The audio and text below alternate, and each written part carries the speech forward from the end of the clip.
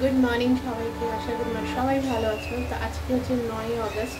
আমরা আজকে যাচ্ছি এখান থেকে, কলকাতা থেকে যাবো দিল্লিতে গিয়ে পৌঁছে আরও এক সপ্তাহ থাকবো। তারপরে ওখান থেকে নেক্সট সানডে আমরা দুবাই যাব। তো এই সকাল থেকে সব কাজকর্ম করছি, ঘর আবার যেইটা সেই সুন্দর আবার গুছিয়ে সেই বেরাতে হবে। তো রান্নাঘর গোছানো এই সমস্ত চলছে সকাল থেকে।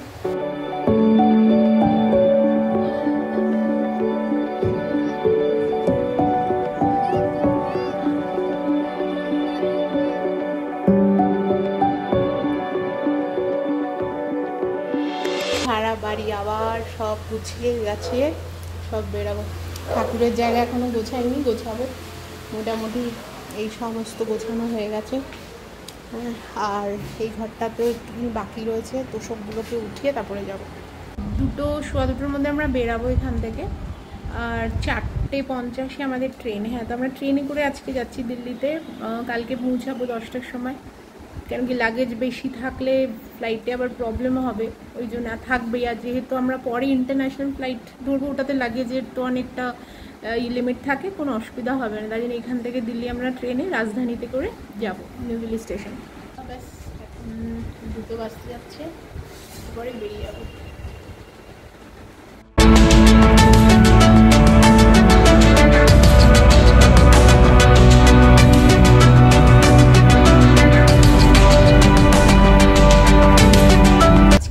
পরিস্থিতিতে ট্রেন ধরেছি, এটা আমাদের জীবনভর মনে থাকবে, বলার নয় কিছু। ট্রেনে এখন বসে গেছি, এখন বাজে 4:40 বাজতে, আমার হাত পা কাঁপছে এখন। আজকে যে আমরা ট্রেন পাবো কোনো আশাই ছিল না। মানে কি পরিস্থিতিতে আমরা হাওড়া স্টেশন পৌঁছেছি, পরে তোমাদের পুরো ডিটেলসে বলবো। মানে কান্না পেয়ে যাচ্ছিল, যদি ট্রেন বেরিয়ে যায় কি অবস্থায় পৌঁছাবো জানি না।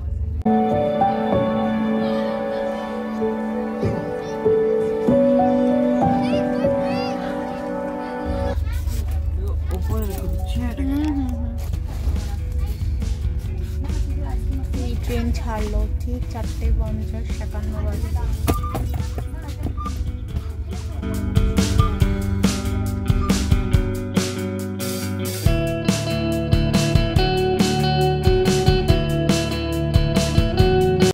আমি তোমাদের সঙ্গে এক্ষুনি বলছি, শেয়ার করছি কেন এই কথাটা আমি বললাম, যে কি অবস্থায় আমরা ট্রেন ধরেছি। বিশ্বাস করতে পারবে না যে আমরা যে ট্রেনে উঠে, বা আমি এই যে ট্রেনে উঠে ভিডিওগুলো করছি, এটা করতে পারবো কিনা আমি ভাবিনি।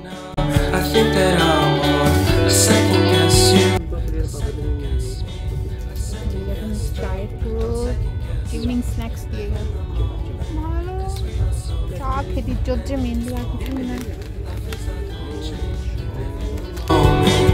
We are so free, and in this moment, life is like a dream. So come up close. Gutka kachori. Gutke kachori. যাও, সেটা গরম আছে বলছিস। ভালো। Background, violence in your eyes now. Remember that time you gave your heart to me. Remember that time when life was like a dream. You know what I know. You know what I know. এখন বাজে 6:20। আমাদের actually আজকে কি হয়েছে বলি, আমরা actually জানতাম না। আমরা ঘর থেকে বেরিয়েছি 2টোর সময় গাড়ি করে, বাই রোড, জিটি রোড ধরে যাব আমরা হাওড়া স্টেশন। আমাদের ট্রেন হচ্ছিল 4:50 হাওড়া স্টেশন থেকে। এবারে আজকে যে অনেক কিছু ব্যাপার ছিল, কিছু পলিটিক্যাল ব্যাপার ছিল কলকাতা, সেটা আমরা জানতাম না। তো আমাদের ওখান থেকে লোকাল ট্রেনও যায় হাওড়া স্টেশনে, সেইখানে আমরা ইজিলি হাফ অ্যান আওয়ার কি 1 ঘন্টা ম্যাক্সিমামে পৌঁছে যেতে পারবো। এবার আমরা এখন বেরিয়েছি, তারপরে আমার হাজব্যান্ড দিল্লি থেকে আমাকে বলছে যে আজকে মারাত্মক একটা মানে নবান্ন অভিযান আছে, তো ওইটার জন্যে প্রচণ্ড রাস্তায় জ্যাম হতে পারে, তো তোমরা তাড়াতাড়ি বেরিয়ে পড়ো। এবার আমরা 2টোর সময় বেরিয়েছি, ভাবছি 4:50 ট্রেন, ইজিলি হার্ডলি 1.5 ঘন্টা লাগে বাই রোড যদি আমরা যাই, পৌঁছে যাব। উত্তরপাড়া থেকে যা জ্যাম দেখলাম রে ভাই, কিছু বলার নেই। আস্তে আস্তে আস্তে আস্তে গাড়ি এগাতে এগাতে এগাতে বালি যখন ক্রস করছে, বালি তখন 3:30 বেজে চলে গেছে। 4টে বেজে গেছে যখন, তখন হাওড়া স্টেশন, তখন ওখান থেকে মোস্ট প্রবলি 40 মিনিট, এবার 4টে বাজে তখন। এবার ওখান থেকে আমরা কী করে তখন যাব, গাড়ি ব্যাস স্টপ, পুরো স্টপ, কোনো নড়ছে না আশেপাশে গাড়ি। এবারে ওখান থেকে তারপরে আমরা কি ডিসাইড করলাম, জয়কে বললাম চল গাড়ির থেকে জিনিস বের করে হাঁটা দিই। মানে এই ডিসিশনটা সত্যি বলছি যে না নিতাম আজকে আমরা ট্রেন ধরতে পারতাম না। হাঁটাটা মানে অনেকটাই দূর, কিন্তু তাও হেঁটেছি আমরা, হাঁটতে হাঁটতে হাঁটতে অনেকটা গেছি, মানে টানছি ট্রলি, কী অবস্থায়। হাওড়া স্টেশন তখন অনেকটা রাস্তা, মানে আজকে এখন এই কথাটা বলছিলাম আমার ভাবলেই মানে আশ্চর্য লাগছে আমি ট্রেনে চড়তে পেরেছি আজকে। তারপর ওখান থেকে হাঁটতে একটা ট্যাক্সি দেখলাম, ভাই আমাদের ছেড়ে দাও একটুখানি, হাওড়া স্টেশনে যা লাগবে বলছে তুমি যা লাগলে নাও। 4:27 যখন, তখন আমরা হাওড়া, না 4:31, তখন আমরা হাওড়া স্টেশনে ঢুকছি। এবারে ঢুকে দেখছি ট্রেনও ঢুকছে। তারপরে আমরা ট্রেনে বসলাম, একদম ডট 4:50 ট্রেন ছাড়লো।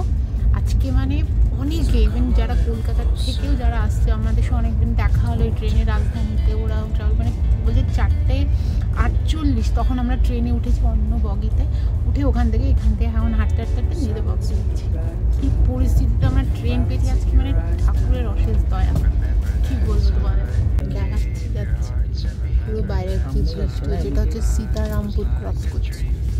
You know what I know. You know what I know. I need to hold you close to me. এইটাই আমি তোমাদের সাথে শেয়ার করলাম যে কেন আমাদের কি পরিস্থিতি হয়েছিল। মানে এইটা না, এগুলো মানে কত কিছু আমরা চ্যালেঞ্জেস যাকে বলে ডিউরিং ট্রাভেল আমরা ফেস করি। বিশাল বিশাল একটা মানে আমাদের গেছে ওই টাইমটা, আমি তোমাদের বলে বোঝাতে পারবো না। ট্রেনে যে উঠেছি, কি উঠতে পারবো কিনা সেদিন একদম হালই ছেড়ে দিয়েছিলাম।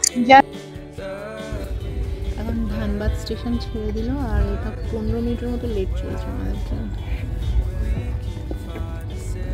8টায় পৌঁছানো ছিল, 8:15 বাজে।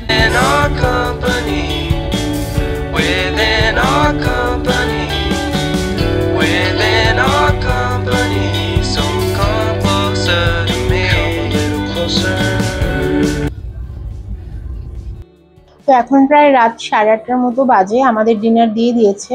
আর ডিনারের মধ্যে ভাত, রুটি, পনিরের একটা তরকারি, ডাল, আচার, ভালো ছিল। অ্যাকচুয়ালি সেদিন যে আমাদের অবস্থা ছিল না, খাবার দাবারের মনই ছিল না, মানে খালি একটা না সেই ট্রমাটা যেন মানে আমার মাথায় অন্তত ঘুরছিল যে কিভাবে আমি ট্রেনে উঠেছি। এটা আমার জীবনভর মনে থাকবে এইরকম পরিস্থিতিতে।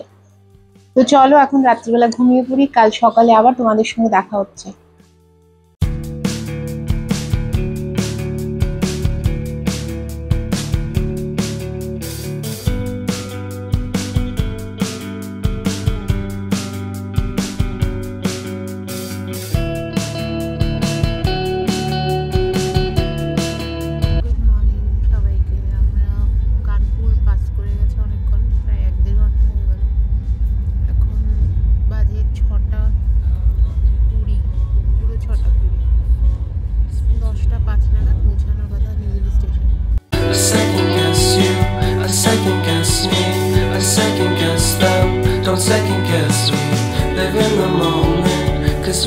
তো এখন সকালবেলা উঠে আমরা, সকালে অ্যাকচুয়ালি রাতভর ঘুমও হয়নি ভালো করে, ট্রেনে যা হয়। তো রাত্রিবেলা মোটামুটি একটু তাও 2-2.5 ঘন্টার মতো ঘুম হয়েছে।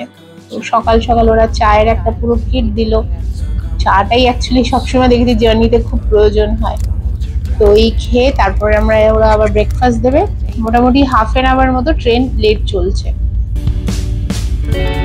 Silence in the background, violence in your eyes now. Remember that time you gave your heart to me. Remember that time when life was like a dream. You know what I know. You know what I know. I need to hold you close to me. To me, to me, to me, yeah.